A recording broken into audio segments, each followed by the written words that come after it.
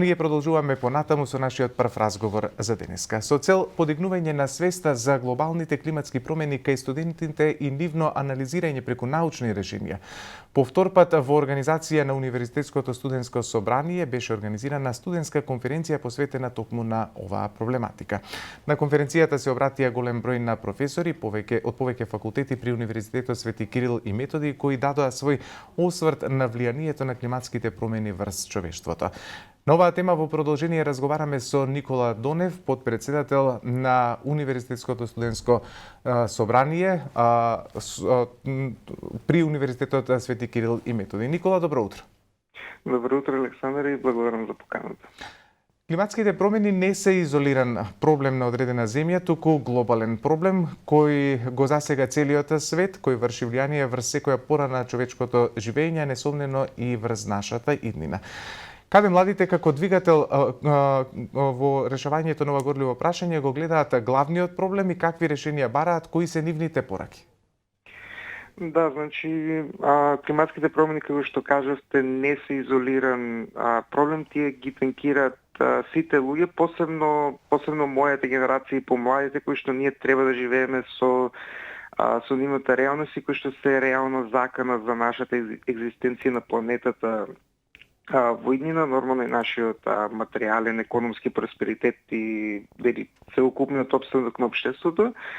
И затоа мислам дека ние како млади, особено во низ форумот на студентските конференции оваа година, покажавме дека е потребен еден интердисциплинарен и интерсекционален пристап кон решавањето на глобалните климатски промени, а секако низ науката младите ние се обидуваме не само да ги анализираме климатските промени, односно нели да ги објасниме, туку напротив ние се обидуваме преку науката и да интервенираме во самите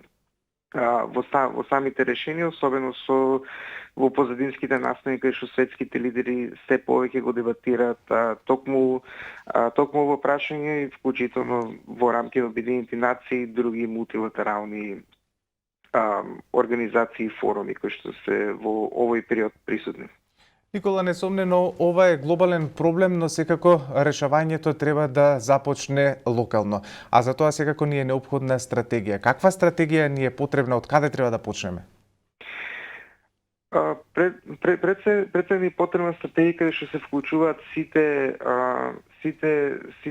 релевантни актери, односно тоа е целокупното граѓанство, а понатаму на цело национално ниво. Ние на конференцијата всушност имавме можности да слушнеме од Центарот за климатски промени кој што се наоѓа во Република Северна Македонија и всушност ние како држава имаме и национална стратегија и одредени законски регулативи во изготовка, но се уште не се стапени на сила ниту пак гласани во однос на климатските промени кои што нели треба да бидат основа за нашата борба против климатските промени, но сепак тука сметам дека е важно да се нормално да се консултираат оние кои што работат, особено академијата, кој што треба да понуди и своји решенија, не само од правно-политички аспект, бидејќи доаѓам од правниот факултет, туку општо и да се следат прогресите на сите полња, особено, не знам, градежни материјали,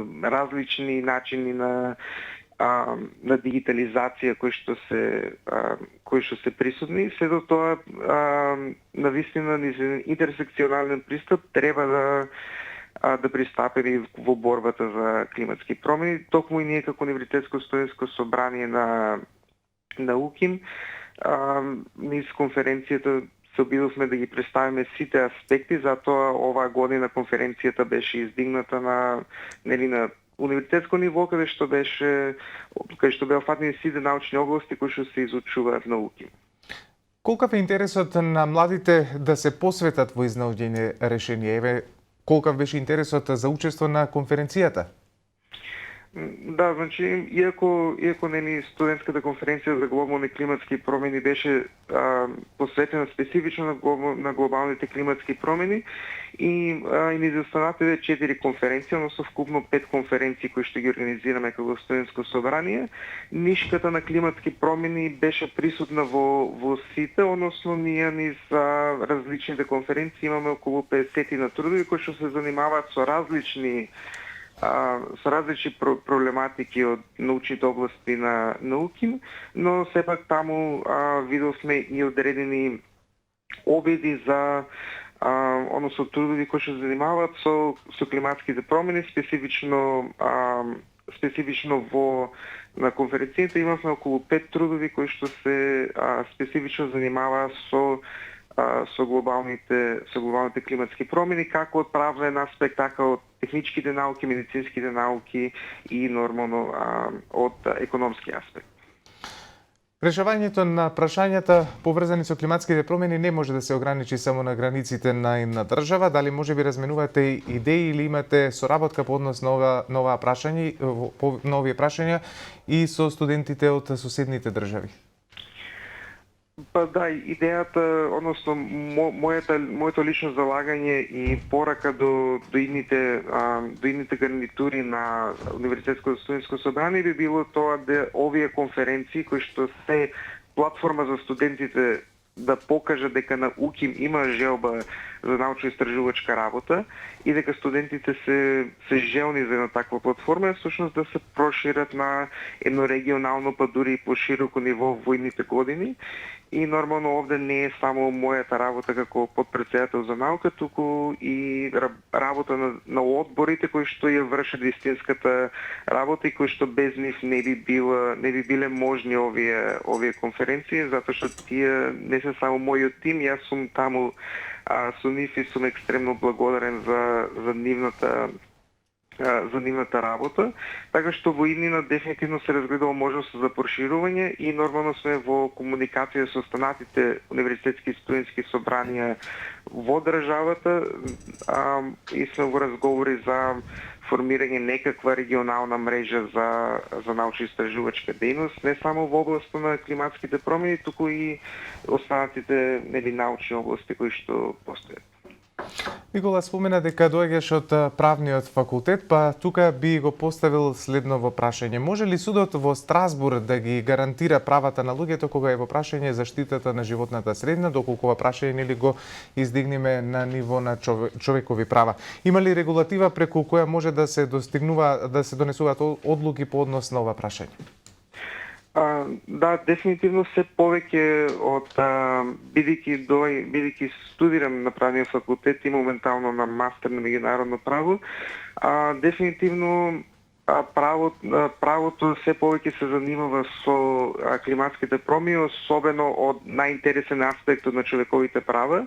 Ние како Република Северна Македонија, како потписничка на Европската конвенција за човекови права, доколку го погледнеме самиот текст на конвенцијата, ние нема да најдеме право на здрава животна средина, но затоа низ праксата на судот на Страсбург, односно низ неговите одлуки, тој се повеќе се занимава со климатските промени, посебно поврзувајќи го со правото на живот, правото на приватност и некако, иако не постои во текстот, нормално правниците, барем според мене, не треба да гледат само во текстот, туку и околу текстот, нели што има друго значење. Некако изведено некакво право на животна средина, сепак тоа останува да се гледа низ праксата на судот. Дополнително Европската унија се повеќе донесува регулативи кои што директно ги танкираат глобалните климатски промени, така што сега се залага за нов европски Green New Deal, како што видовме по примерот на САД, така и Европа се вклучува во едни такви иницијативи и верувам дека во догледен период ќе постојат се повеќе правни регулативи.